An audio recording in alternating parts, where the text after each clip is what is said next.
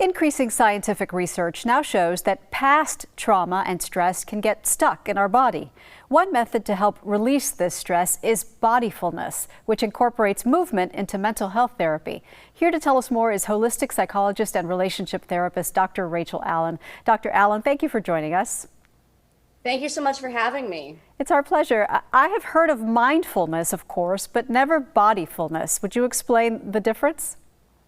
Right. I think that mindfulness has become pretty ubiquitous. Most of us have heard of it, and there's kind of mindfulness everything, mindfulness ways to change the oil in your car practically. But what we now realize is that we need to do more than think about what's happening within. We actually need to have ways to release old, stuck trauma and stress from our body. And there's a lot of different ways to do this, but I think part of the problem is that we've really left the body out of mental health. So that's part of what Bodyfulness is trying to help people do is notice the wisdom of their body and listen to some of the messages from their body, and then have more ways to let go of stress. And to help us learn how to do that, you've written this book titled The Pleasure Is All Yours. What is it about? The Pleasure Is All Yours really starts with looking at America's history of repression that has told us to really only be in our mind, and that the mind is the seat of all wisdom and reason, and has really left out the wisdom of the body, seeing it as primitive and savage. And so it's prevented us from really learning from our bodies. We've been overriding our body's messages.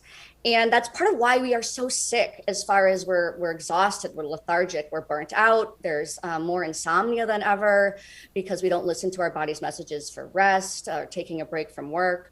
So it's really about how can we understand, how do we get to this place, and what is a path forward? So it's a bit of a call to action. And the beauty is that it all exists within us, that we don't need a prescription or money, but that when we listen to our body's messages and we have methods to release, so everything from yoga, walking, shaking, foam rolling, massage, these different ways to discharge the old stress, we start to really align our mind and body, and over time feel better and more balanced overall. I'm listening to this thinking it sounds amazing. If only I had time. What is your message for other women who may be thinking that as well? I think a lot of change happens from consistency, more so than spending a ton of time. So even 5 to 10 minutes a day to start. And it can be as simple as really letting out sighs and releasing that way. So really noticing the breath and how that impacts the nervous system.